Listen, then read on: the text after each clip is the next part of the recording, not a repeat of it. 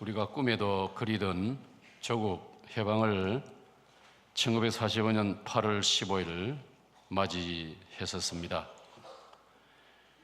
그것은 미국이 전쟁에서 2차 대전에서 사악한 일본을 이겼기 때문에 결과로 우리에게 다가온 것입니다. 여러분, 크게는 인류 역사를 하나님이 주관하시는 것은 분명합니다만 하나님께서는 하나님이 창조하신 우리 사람들을 통하여 하나님의 역사를 이루어 가십니다. 1945년 미국을 비롯한 기독교 문화를 가진 그런 연합국에 의해서 주축국으로 불리웠던 당시에 독일의 히틀러와 이태리의 무솔리니 그리고 일본의 히로히토, 이런 사악한 자들을 물리쳤기 때문에 그 결과로서 아시아 쪽에서는 우리나라를 비롯해서 많은 나라들이 2차 대전에 독립을 하고 해방을 받았습니다. 그러기 전에 1910년 우리는 일본 제국주의 침략을 받아서 정말 속수무책으로 손 한 번 쓰지 못하고 우리나라를 고스란히 일본한테 바치다시피 빼앗기고 말았습니다. 방어 한 번 해보지 못하고 항거해보지 못하고 물리쳐 보려는 전쟁도 한번 해보지 못한 채 고스란히 나라를 일본에게 넘겨주었습니다. 그래서 부끄럽게 짝이 없고 우리는 그 날을 일컬어서 국치일이라고 부릅니다. 국가적인 부끄러운 수치를 당했던 날이라고 우리는 역사에서 기록을 하고 있습니다. 그만큼 전혀 준비가 안 돼 있었고 나라 전체가 허약하기 그지 없었습니다. 도무지 적을, 원수를, 침략자들을 막아낼 의지도 없었고 실제로 그런 대비 태세도 전혀 없었습니다. 오늘도 우리가 많이 마음에 부담을 안고 있는 것은 북쪽에는 결정적인 무시무시한 핵무기를 이제 보유한 단계에 이르고 있는데 우리 남쪽에는 그런 무기가 없다는 것입니다. 우리 남쪽에도 그것을 갖추어 놓는다면 북이 우리를 그렇게 함부로 폭언을 일삼을 수 없는 것입니다. 오늘 본문 베드로서 2장 19절은 우리에게 이렇게 가르칩니다. 한 번 더 읽겠습니다. 시작. 그들에게 자유를 준다 하여도 자신들은 멸망의 종들이니 누구든지 진 자는 이긴 자의 종이 됨이라.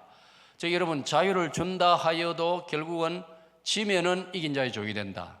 여러분, 하나님께서 우리에게 한반도를 주셨습니다. 하나님께서 우리에게 이 아름다운 땅을 주셨습니다.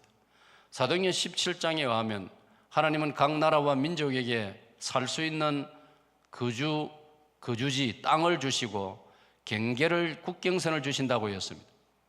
우리는 결과적으로 이 한반도를 선물로 받았습니다. 그런데 우리가 이걸 제대로 감당을 못했기 때문에 우리는 일본의 침략을 받았고 나라를 빼앗기고 말았고, 나라를 빼앗기고 나니까 우리는 일본의 종이 되었습니다.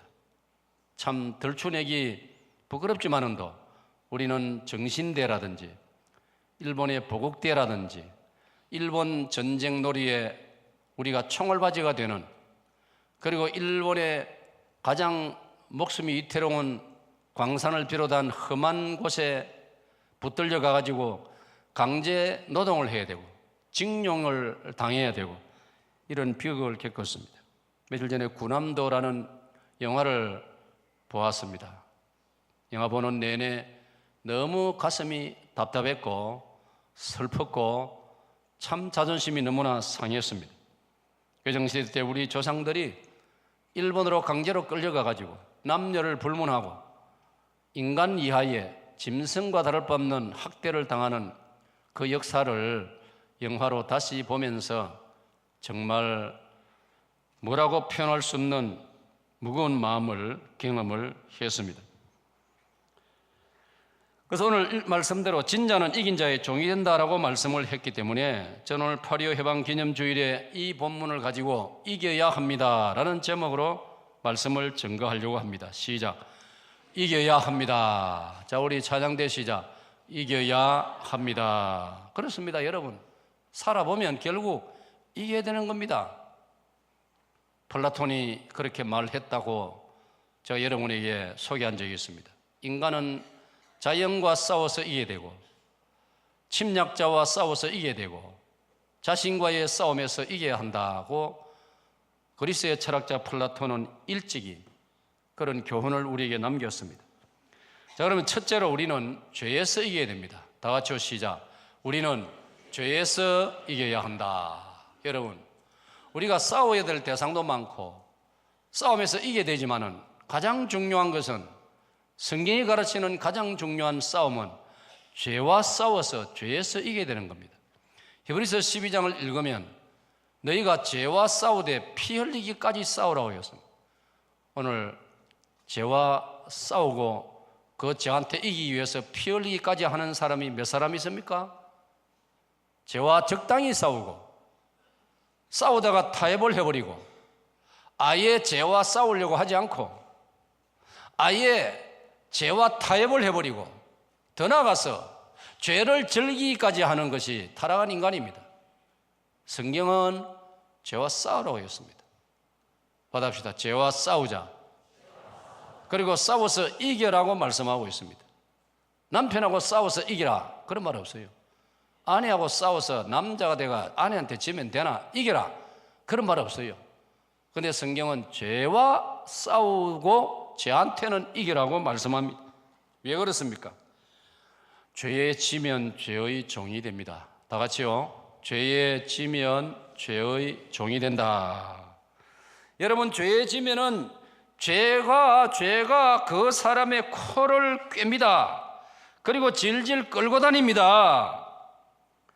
죄한테 지면은 번뇌하게 되고 후회에 빠지게 됩니다. 번뇌라는 이 글자는 한자를 살펴보면은 쉽게 설명, 머리가 터진다 이 말이에요.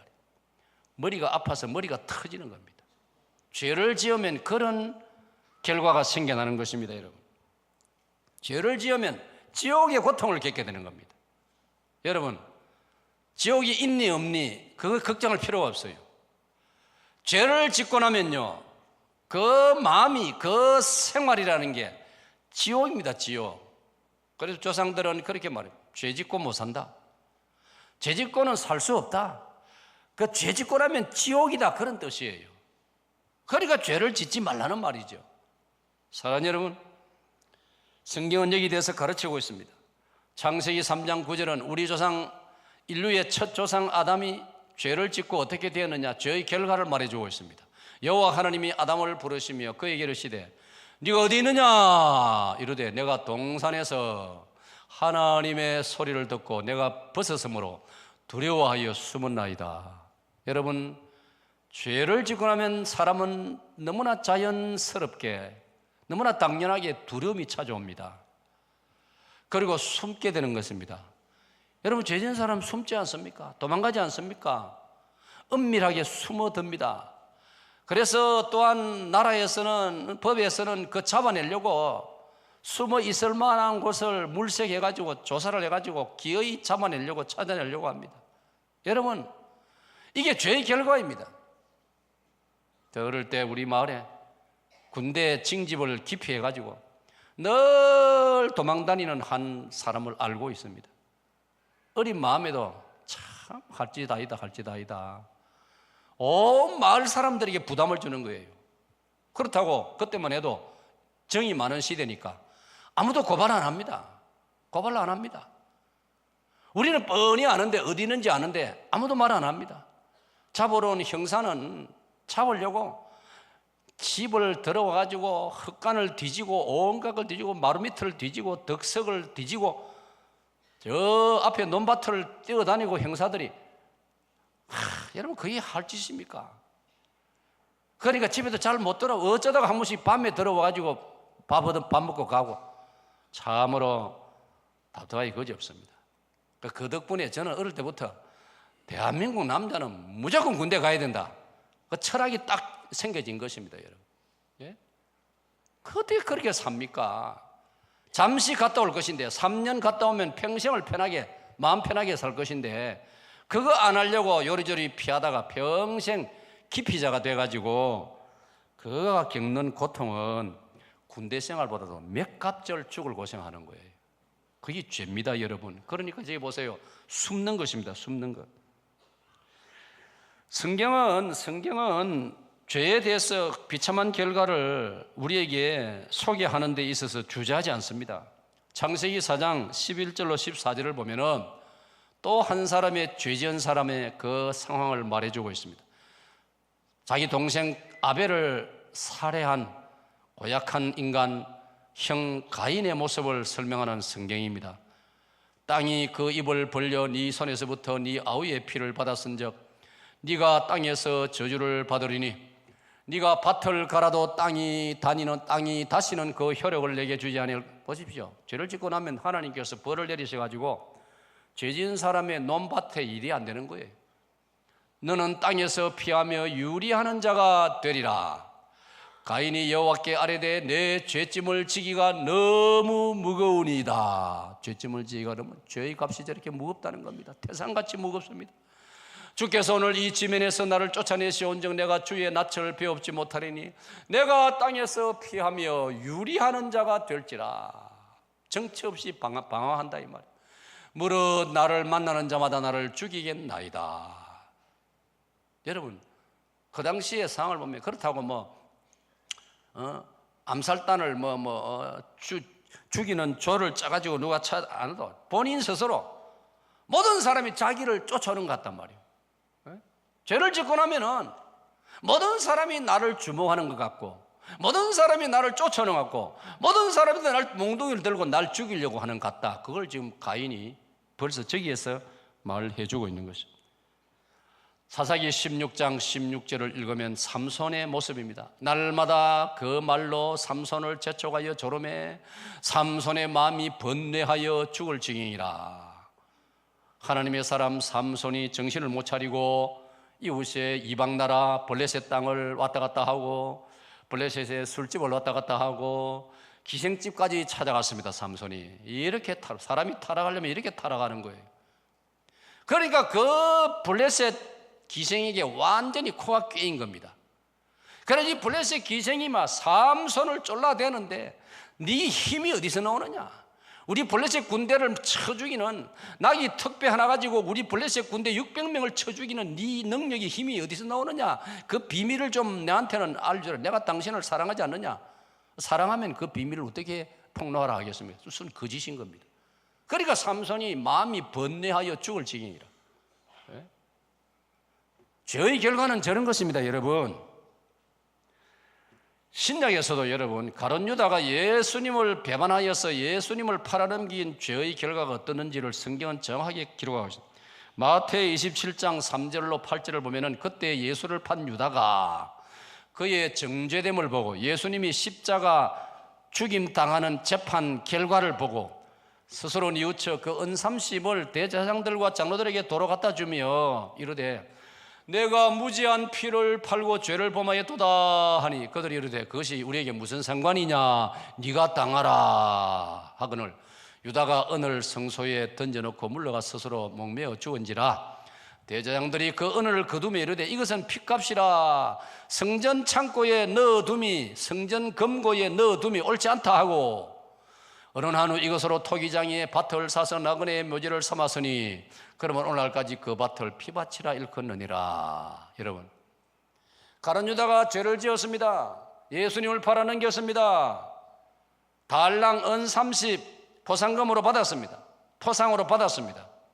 그때까지는 짝짝꿍 한 패거리였습니다.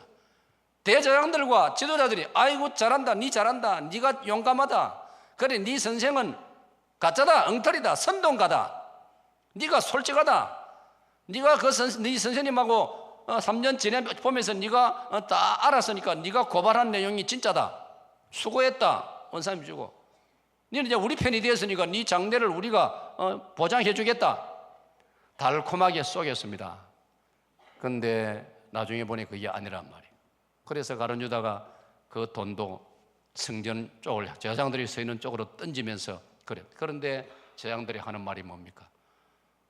너와 우리가 무슨 상관이 있느냐? 네가 당하라. 여러분, 사탄은 그렇습니다.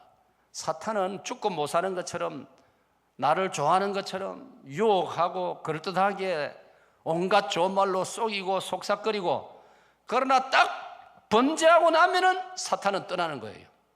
나는 모르겠다, 네가 책임지라, 네가 벌 받으라. 사람도 마찬가지인 거예요. 사기꾼도 마찬가지인 거예요. 사건 나기 전까지는 온갖 말로 가문이슬로 사람을 속여놓고 문제 딱 터지면 사기꾼은 도망가 버리는 거예요. 그게 바로 죄의 성질이라 이 말이에요. 그러니까 그 결과는 얼마나 허망하고 비참합니까? 그러니까 가룟 유다는 자기 스스로 그 허망함을 견디지 못해가지고 하나님 앞에 진실로 회개할 줄은 모르고 스스로 목숨을 끊고 말았던 것입니다. 이게 죄의 비참함입니다. 그렇습니다, 여러분.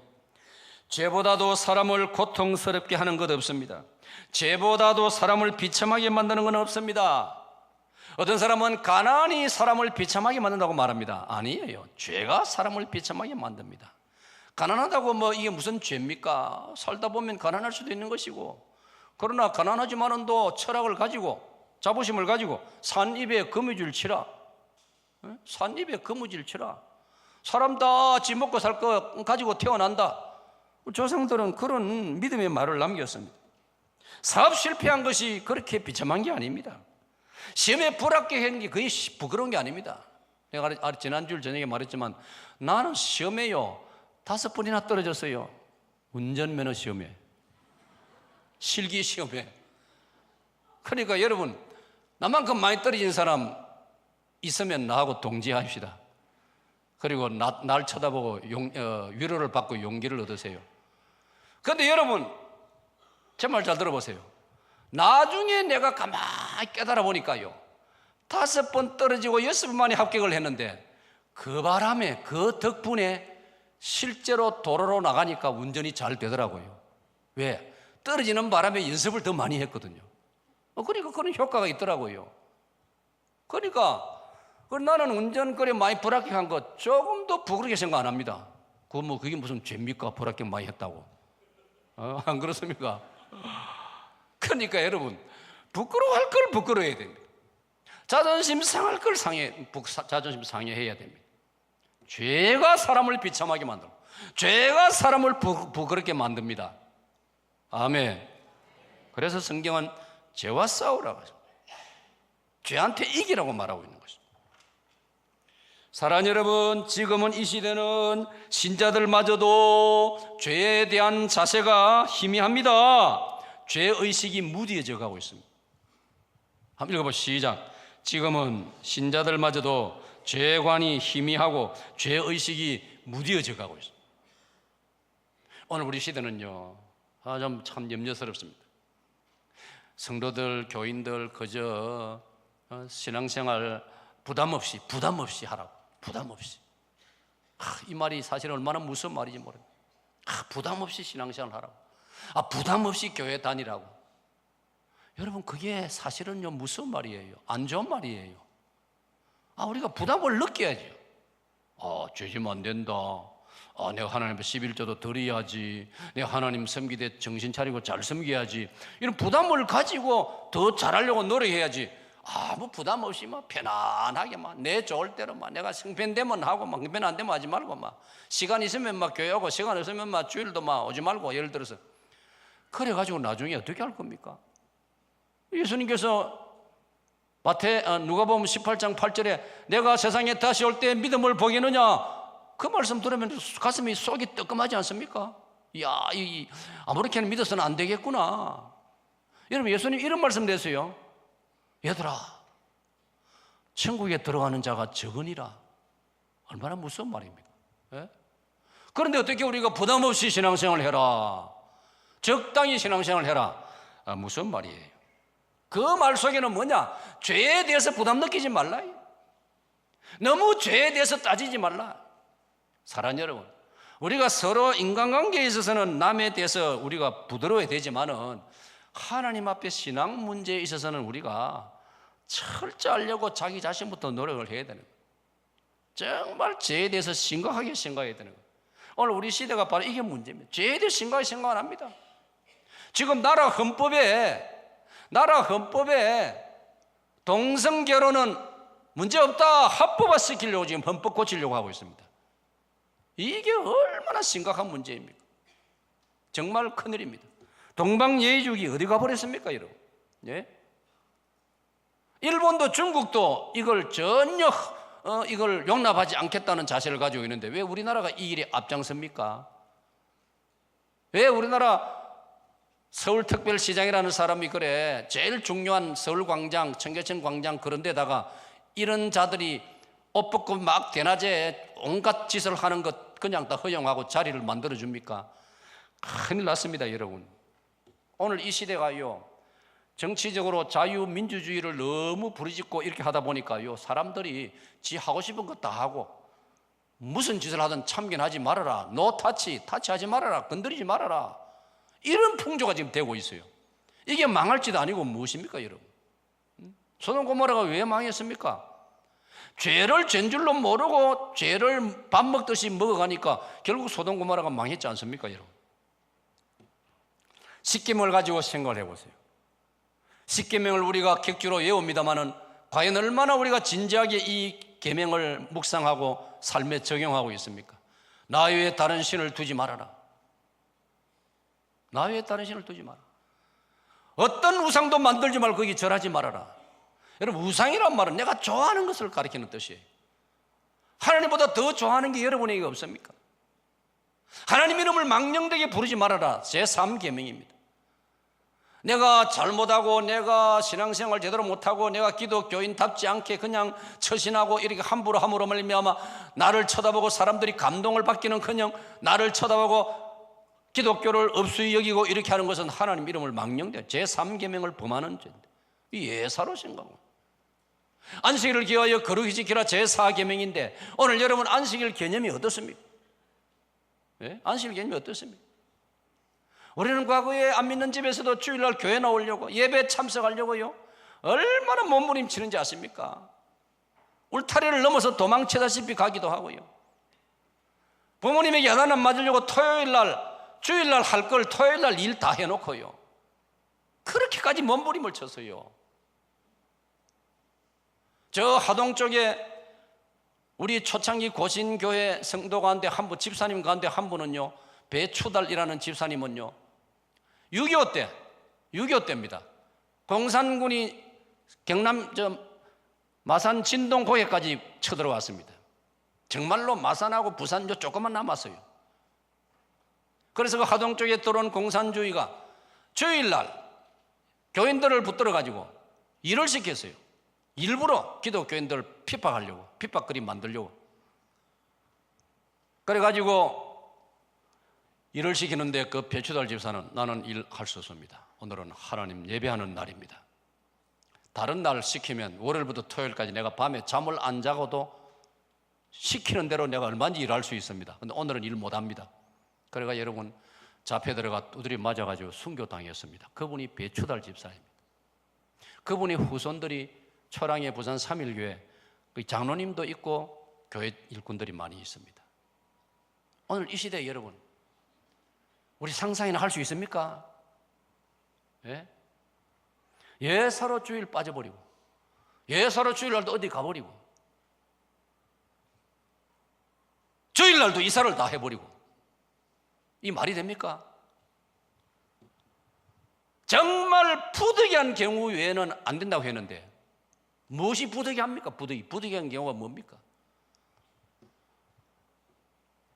오늘 우리가 정말 죄에 대한 의식이 너무나 약해지고 있습니다.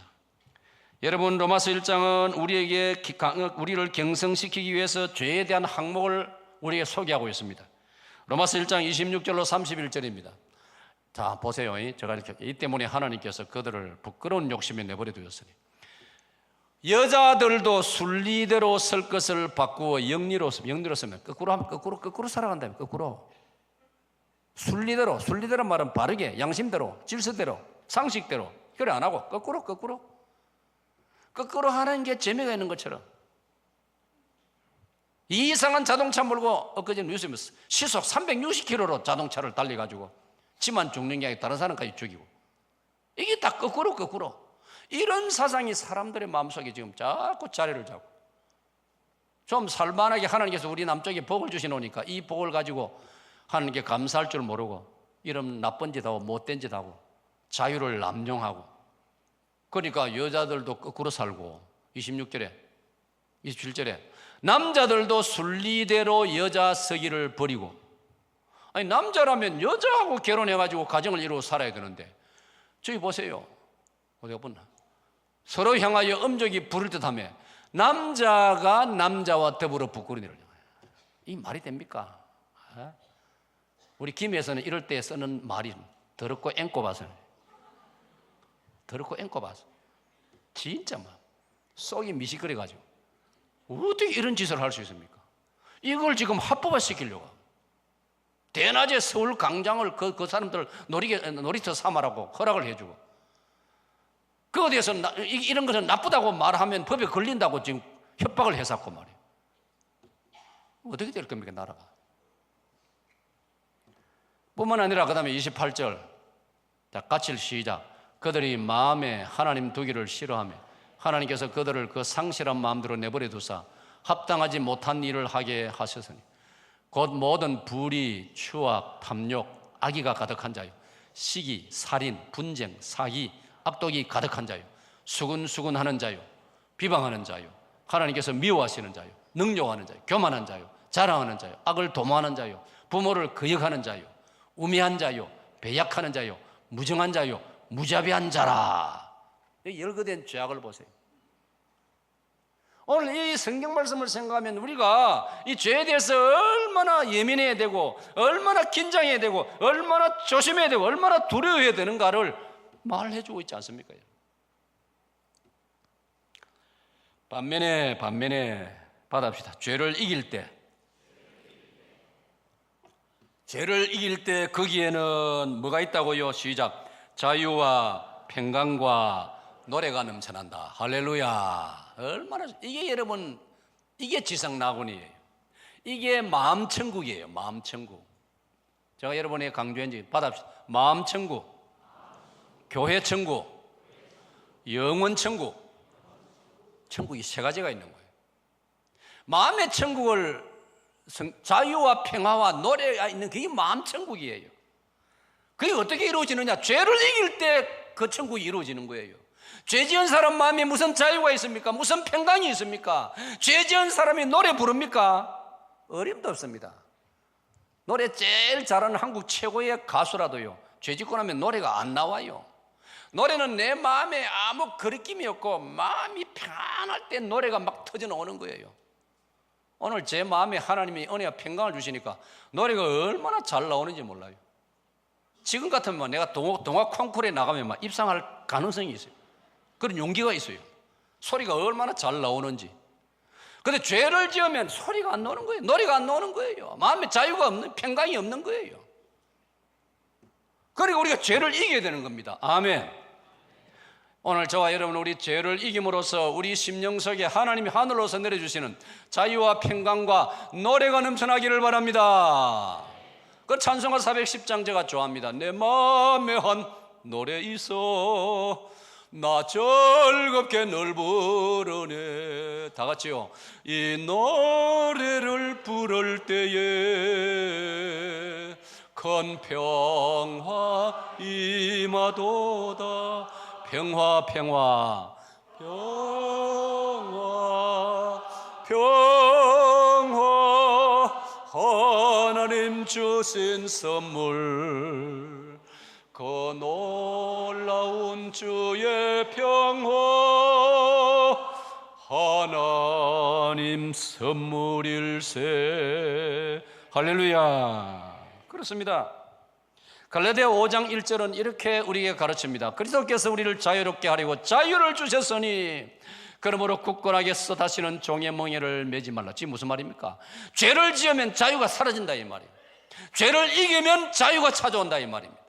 예수님이 십자가 보혈을 흘려서 죄를 정복했기 때문에 예수 믿는 우리들에게는 하늘로부터 자유가 주어지는 줄로 믿습니다. 아멘. 갈라디아 5장 13절은 이렇게 가르칩니다. 다 같이요. 형제들아 너희가 자유를 위하여 부르심을 입었으나 그러나 그 자유로 육체의 기회를 삼지 말고 오직 사랑으로 서로 종노릇하라. 아멘.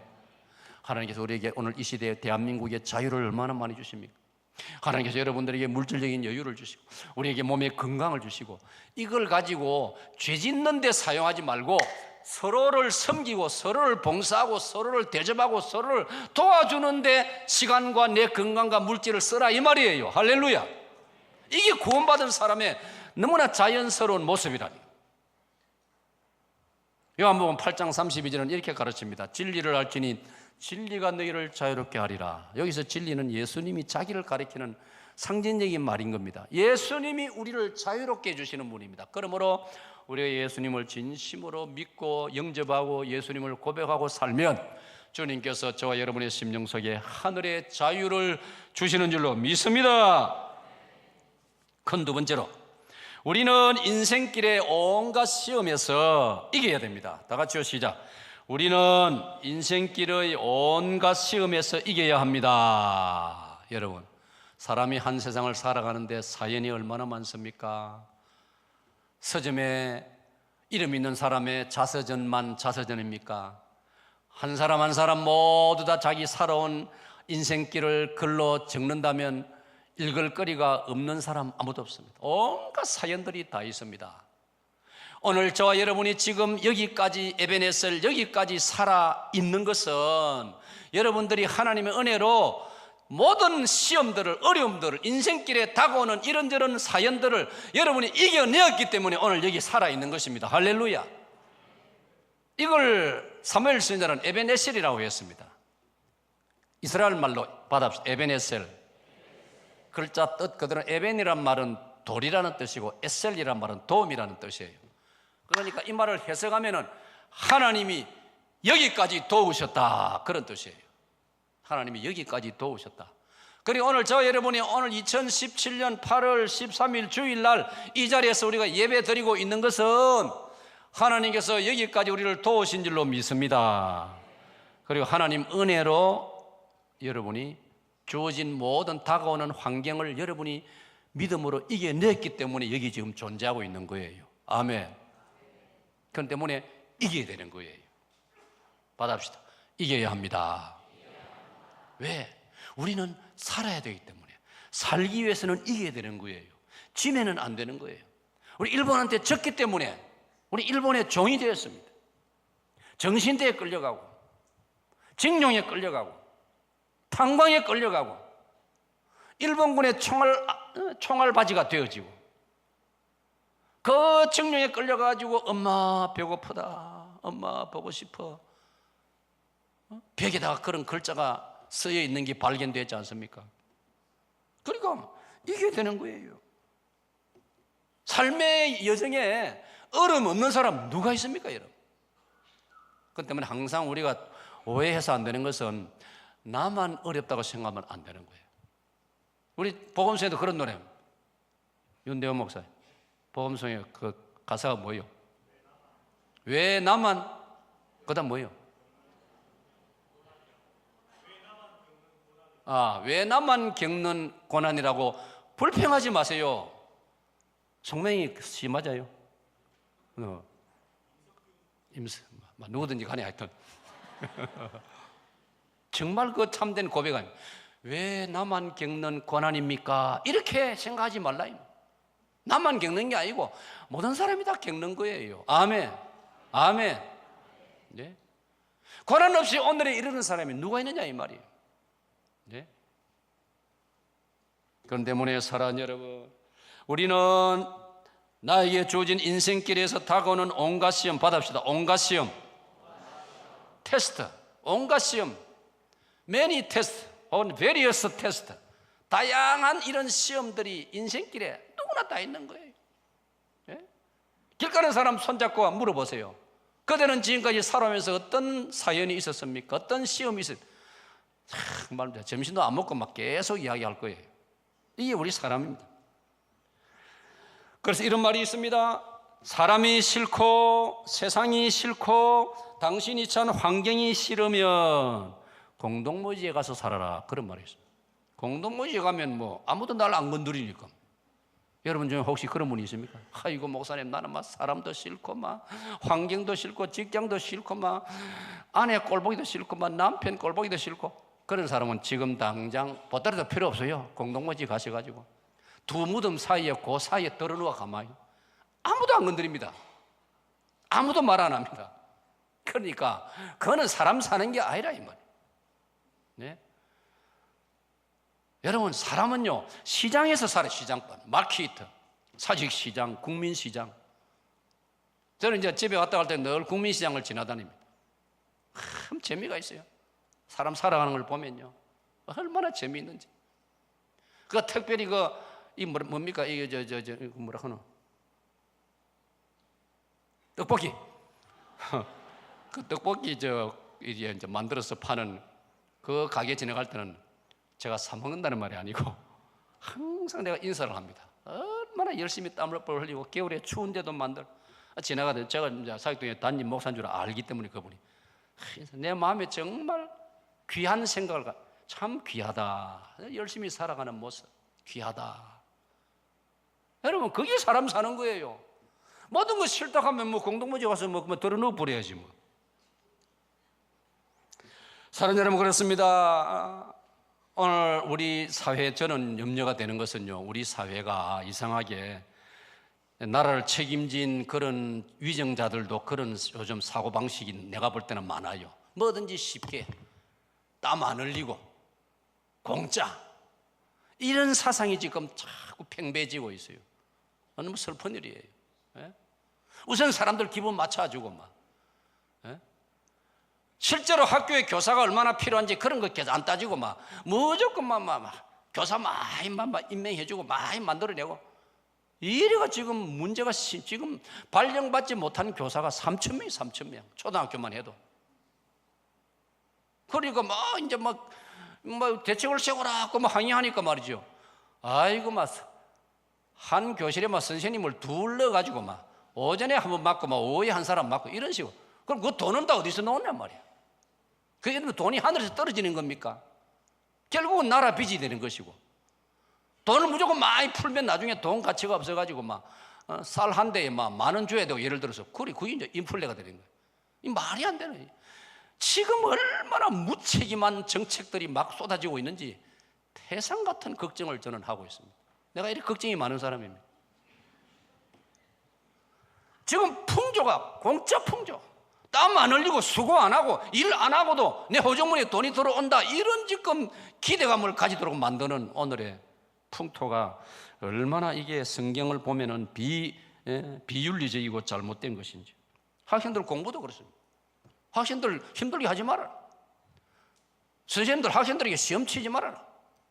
시험 없애라. 1학년부터 없애고 2학년도 3학년도 없애고 초등학교는 다 없애고. 여러분, 오바마 대통령이요 2, 3년 전에 우리나라 방문하고 자기 비서들 통해서요, 오바마 대통령이 얼마나 현명한 사람입니까? 모든 세계 대회에 한국이 늘 1등하니까 수학 올림피아드, 과학 올림피아드, 기능 올림픽 한국 젊은 아이들이 힘쓰니까 도대체 그 비결이 뭐냐를 연구해 보니까 공부를 많이 하고 열심히 하고 학생들 시험을 열심히 하게 하고. 그러니까 우리 미국에도 학생들 시험 치게 해라. 그럼 미국은 지금 그걸 지금 받아들이고 있지 않습니까?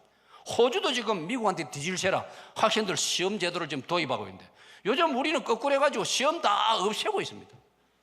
여러분, 우리 다 경험했지 않습니까? 시험이 있어야 학생은 공부를 하게 되고 노력을 하게 되고 다른 데 신경 안 쓰고 다른 데 시간 안 뺏기고 다른 데 한눈 안 팔고 책 읽고, 책을 한 번에 더 읽어야 지식이 쌓이고. 여러분, 우리 다 안 그랬습니까? 우리들이 어디 학원을 가봤습니까? 무슨 과외를 받아봤습니까? 아침에 일어나가지고 학교 갈 때 저는 집에서 학교까지 6km, 중고등학교 6km 거리가. 그래서 가면서 손에 단어장 들고 단어 얼마나 열심히 외웠어요. 열심히 외운 덕분에 제가 제법 영어를 그래도 몇 마디 합니다. 성경 구절 외우고, 그러니까 시험 열심히 쳐내고, 그러니까 실력이 향상되는 것이지, 가만히 있는데 저절로 실력이 향상되는 법이 어디 있습니까? 네? 오늘 정말 인생을 너무 쉽게 수월하게 남 덕이나 보고 공짜 심리 가지고 수단방법을 가리지 않고 자기 이득을 취해가지고도 인생 살 수 있다. 그래가지고 그런 곳에는 막 사람이 몰려들고 여기 집을 사놓으면 집값이 아파트가 천정부지로 오른다면 밤새도록 사람들이 줄을 서가지고 이런 풍조들이 만연한 사회, 너무나 염려스러운 것입니다. 여러분, 우리 언상 속의 꽃을 부러워하셔서는 안 됩니다. 야생화를 우리는 의미 있게 바라봐야 되고, 저 산야의 무성한 봄, 여름, 가을, 겨울 눈, 비, 바람을 이기고 자라는 저 나무들을 쳐다보면서 우리가 감동을 받아야 되지, 온상 속에서 편안하게 자라는 그 꽃을 보고 그렇게 별로 감동받을 필요가 없는 것입니다. 사랑하는 여러분, 그렇습니다. 오늘도 우리들 앞에는 온갖 시험들이 있습니다. 여러분, 시험이라는 말은요, 테스트도 있고 템테이션도 있습니다. 영어 단어 하나 배웁시다. 테스트, 템테이션. 테스트란 말은 우리를 좋게 만들기 위해서 훈련하고 시험 치는 겁니다. 그걸 테스트라 합니다. 운전 시험이라든지 무슨 자격 시험이라든지 학교의 구산수 시험이라든지 그런 거는 테스트입니다. 또 한 가지 시험은 템테이션입니다. 이건 뭐냐? 우리를 넘어뜨리려고 하는 시험을 가리키는 겁니다. 유혹을 가리킵니다. 그래서 우리가 주기도문에 올 때 우리로 시험에 빠지지 않게 해 주옵시고 그리고 유혹에 넘어가지 말게 해달라, 도와달라, 이 말이에요. 이거는 사탄이 하는 거예요. 사탄은 우리를 넘어지게 하려고 온갖 유혹을 우리에게 계속 내보내지 않습니까? 여기에 걸려 넘어지면 죄 짓는 거예요. 내 인생에 심각한 타격을 받는 거예요. 그러니까 우리는 이 모든 것을 우리 이겨내야 되는 것입니다. 특별히 신앙을 지키기 위해서 우리 이겨내야 되는 겁니다. 같이 한번 시작. 그러므로 오늘 우리도 온갖 시험 앞에서 신앙 파수를 위해서 이겨야 합니다. 아멘. 특별히 여러분, 제가 결론적으로 이걸 강조합니다. 신앙을 지키기 위해서. 여러분, 너무 연약하지 마시고요, 내 신앙을 지켜내기 위해서는 이겨내야 됩니다. 어지간한 거 고생 각오해야 됩니다. 참아내야 됩니다. 아까 말씀드린 것처럼요, 너무 수월하게, 너무 부담 없이, 너무 적당히 좋은 기 좋은 그런 자세로 예수님 말씀하신 대로 넓은 길, 넓은 문, 그거 너무 좋아하면 안 되는 거예요. 우리는 진실한 신앙의 길을 가야 되는 거예요. 그러기 위해서는 우리가 시험과 유혹을 이겨내야 되는 거예요. 이걸 이겨내야 돼. 특별히 무엇을 이겨내야 되느냐? 무엇이냐? 두 가지를 이겨내야 됩니다. 첫째로 온갖 이단을 이겨야 됩니다. 시작. 여러분이 김 목사는 여러분에게 줄기차게 강조하는 게, 일관되게 주장하는 게 있습니다. 이단과 공산주의를 피하라. 아니, 이단과 공산주의에 속지 말라. 가장 유치하고 가장 거짓되고 가장 허망한 것이 이단과 공산주의입니다. 여러분, 역사가 증거하지 않습니까? 우리 대한민국에서 다 알지 않습니까? 박대선 전도관, 문선명 통일교, 이단 중에 이단 괴수들이었습니다. 그 내용 여러분 다 알고 있지 않습니까? 요즘도 설치는 이단들은 딱 그 부하들이고 딱 그 부류들입니다. 똑같습니다. 다른 거 호기심이나 관심 가질 필요가 없습니다. 그런데 왜 이단을 따르는 무리들이 아직도 여전히 생겨나느냐 이 말이에요. 공산주의, 70년 동안 실험해봤지만은 가짜고 틀렸다고 증거가 되기 때문에 공산주의 주인인 종주국 소련이 러시아로 바뀌었지 않습니까? 동유럽의 공산주의자들이 전부 민주주의로 바꾸어져 가지고 지금은 나토에 다 가입했지 않습니까? 미국, 영국, 프랑스가 주도하는 북대서양 조약기구, 동유럽이 가입 다 했습니다. 공산주의를 따르는 나라들이. 그러면 이미 증거가 다 드러났지 않습니까? 그런데도 왜 우리 남쪽에 아직까지 공산주의를 따르는 종북주의자들이 있습니까? 그러니까 참 답답한 노릇입니다, 여러분. 그러니까 우리는 우리의 기독교 신앙을 지키기 위해서는 온갖 이단을 이겨야 되는 것입니다. 저는 정말 제 마음에 기대가 바람이 있습니다. 우리 사익동교회 성도들은요, 제가 섬기는 사익동교회 성도들은 단 한 명도 이렇게 시시한 이단의 유혹을 당하는 사람 없어야 할 줄로 믿습니다. 공산주의는 더 말할 것도 없고. 그 다음에 두 번째로 뭘 이겨야 되느냐? 다 같이 읽습니다. 시작. 사사로운 인정이나 인간관계 때문에 신앙이 후퇴하거나 흔들리지 않아야 된다. 중요한 이야기입니다. 아주 현실적인 이야기입니다. 어쩌면 담임 목회자예요. 여러분, 제가 이 주제를 다루니까 여러분 제 이야기 한번 잘 들어보세요. 정말 이 두 번째 동그라미 2번 이 문제만 별 문제가 안 되면 진짜 목회할 만해요. 참 목회하기 좋아요. 행복해요.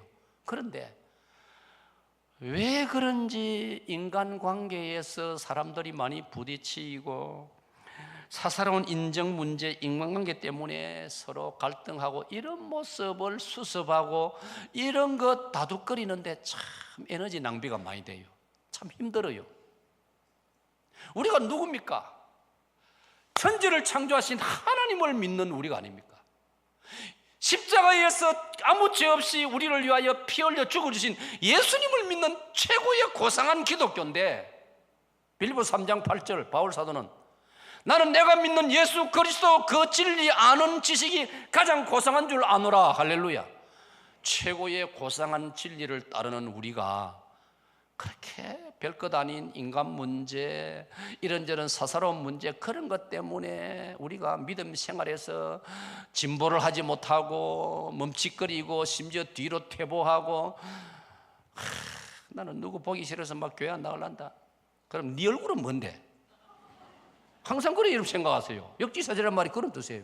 나 그 아무개 보기 싫어서. 그러면 또 어떤 사람은 나를 너는 뭔데? 이런 생각하거든요. 그러니까 아예 그런 생각하면 안 되는 거예요. 저 사람도 필요하고 이 사람도 필요하고 그도 필요하고 나도 필요하고. 아멘. 아멘. 이것저것 다 빼버리면요, 이 세상에 남을 사람 아무도 없어요. 예? 여러분 보기에는 내가 괜찮지만 분명히 한 사람 정도는 나 보기 싫어하는 사람도 있을 수 있어요. 그럼 나도 없어져 버리고 다 없어져 버리고 어떻게 됩니까 세상이? 그러니까 너도 필요하고 나도 필요하고 나도 좋고 너도 좋고 다 그런 거예요. 아멘. 그래야 나라도 지키고 그래야 전기도 만들어내고 그래 누가 편지 배달도 해주고 지하철 열차도 움직이고 그러는 것이지, 다 보기 싫고 내 마음에 안 들면 나라는 스톱되어 버리는 거예요. 교회가 스톱되어 버리는 거예요. 그런 때문에 우리 이걸 극복해야 됩니다. 인간관계를 극복해야 됩니다. 그래서 예수님께서 이웃을 네 몸처럼 사랑하라고 하시는 거예요. 이거 우리 구호로만 외치지 말고 정말 내 옆에 있는 믿음의 지체들을 나 못지않게 소중히 여기고 사랑하고 아껴야 할 줄로 믿습니다. 그 다음에 성경 구절을 봅시다. 우리가 예수 믿고 살아간 데는 이 정도 고난을 각오해야 된다 이 말입니다. 그걸 제가 성경 구절로 소개해드립니다. 히브리서 10장 36절로 39절 여러분 다 같이 읽어주시죠. 시작.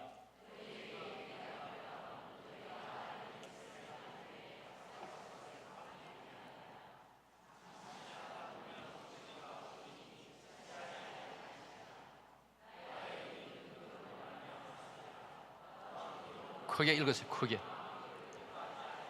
39절.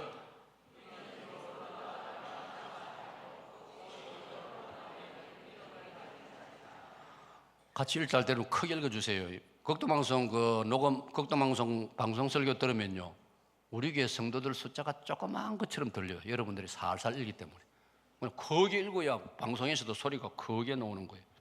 자, 그 다음에 히브리서 11장 34절로 38절 시작. 칼날을 피하기도 하며 연약한 가운데서 강하게 되기도 하며 전쟁에 용감하게 되어 이방 사람들의 진을 물리치기도 하며 여자들은 자기의 죽은 자들을 부활로 받아들이기도 하며 또 어떤 이들은 더 좋은 부활을 얻고자 하여 심한 고문을 받되 구차히 풀려나기를 원하지 아니하였으며 또 어떤 이들은 조롱과 채찍질뿐 아니라 결박과 옥에 갇히는 시험도 받았으며 돌로 치는 것과 톱으로 캐는 것과 시험과 칼로 죽임을 당한 양과 염소의 가죽을 입고 유리하여 궁핍과 환난과 학대를 받았으니 이런 사람은 세상이 감당하지 못하느니라. 그들이 광야와 산과 동굴과 토굴에 유리하여는. 여러분, 우리 믿음의 조상들은 2000년 기독교 역사상 초대 기독교인들 비율 이분들은요, 공산지하에서도 그렇고 저렇게 고생하고 말할 수 없는 박해를 받으면서도 믿음을 지켰다 이 말이에요. 예? 사정사정 해가지고 나를 풀려나기를 바랍니다 이래 안 살고 나는 믿음을 지키기 위해서 나는 감옥에서 안 풀어줘도 좋다 그렇게 살았다 이 말이에요. 예를 들어서 예수 믿는다고 톱으로 캐고 칼로 죽이고 그것도 좋다. 나는 부활할 것이기 때문에 그렇게 믿고 살았단 말이에요. 여기에 비하면 오늘 우리가 얼마나 믿음 생활이 연약해져 있고 얼마나 말도 많고 탈도 많고 이유도 많고 핑계도 많으냐 이 말이에요. 우리 이래가 되겠습니까? 정말 우리가 정신 좀 차려야 됩니다, 여러분. 나는 우리 사역동교회가 그저 온상안의 꽃처럼 오냐오냐, 나는 우리 성도들이 이렇게 자라기를 원하지 않습니다. 야생화처럼 찬 이슬도 맞고 썰이도 맞고 눈비도 맞으면서 꿋꿋하게 자라는 들국화처럼 강한 그리스도인으로 여러분 살아가시기를 축원합니다. 내가 이 설교를 하기 때문에 하나님이 간증거리를 주시는데, 북한 선교 이혼의 종부산로에 MT를 가서 돌아오는 날 목요일 날 아침에 숙소에서 내가 식중독에 걸린 게 탈이 났어요. 얼마나 이 복통 왼쪽 배 밑이 아픈지 막 떼굴떼굴 굴렀어요. 온 방을 굴렀어요. 예? 정말 저는 볼때 땀을 많이 안 흘리는 스타일이에요. 근데 여기 정말 식은 땀이 생땀이 여기 솟아나고 눈이 시력이 간 것 같아요. 눈앞이 안 보여. 침침해가지고. 그 내가 속으로 아이고 이 시력이 가면 큰일인데 속으로 그런 생각까지 하면서 주여 너무 아픕니다. 주여 내 속으로 아이고 여자가 출산할 때만큼 아픕니다. 속으로 그래가지고 방에서 덜어놓고 막 안고 덜어놓다가 막 온갖 막 고생을 다 했어요. 그래가지고 이제 나중에 이제 우리 김현수 장로가 회계라서 이제 같이 갔는데 우리 교회에서 트럭스를 몰고 저를 제천 시내의 큰 병원으로 데려갔어요. 병원으로 갔는데 뭐 빨리 치료받기 위해서 응급실로 들어. 내 평생에 내가 응급실 처음 들어가네. 아이고 나 그런 기록 안 세우려고 했는데 참 평생에 없는 또 기록을 세웠네요. 응급실에 들어가서 딱 누웠더니 간호사가 와서 이제 링거를 이제 주사를 꼽는데 내가 간호사 보고 그랬어요. 아이고 여자가 출산하면 이만큼 아플까? 내가 우리 집사람도 옆에 있는데 그래 한마디 했더만 간호사 젊은 간호사가 보니 택도 없습니다. 그 한마디에 내가 실제로 쇼크 받았어요. 그렇게 가만히 생각하니까 진짜 그 말이 맞는 것 같아요. 내가 여성들을 모독하는 것이 땡기라. 어디 거기다가 내가 비유합니까? 그래 내가 물어보니까 아이고 이건 아무것도 아니에요. 진짜 출산할 때는 따지면 한 30배는 더 아플 낀데요. 아이고 내가 쇼크 받았어요. 내가 그동안에 여성 여러분 몰라 뵌 거 죄송합니다. 진짜 죄송합니다. 제 집사람도 그러더라고요. 자기 밑에 여동생 출산할 때 33시간 진통을 했대. 33시간. 사랑하는 여러분, 오늘 그러므로 저와 여러분도 신앙에 적용하면요, 여러분 신앙생활 한다고 교회 다닌다고 뭐 이런저런 조그마한 어려움이 있다 해야죠. 그렇다 하면요, 믿음의 조상들이 오늘 히브리 11장에 믿음의 조상들이 우리를 쳐다보고 뭐라? 힘들다고? 택도 없다. 그렇게 말한다 이 말이에요. 그렇기 때문에 오늘 저와 여러분 좀 더 우리 가슴을 펴고 좀 더 마음을 넓히고 담대해져 가지고 우리의 나아가는 앞길에 우리의 신앙 여정에 이런저런 온갖 사연들이 있더라도 우리는 주님을 신뢰하고 말씀과 기도로 능히 이기고 궁극적으로 승리하는 여러분들 되시기를 축원합니다.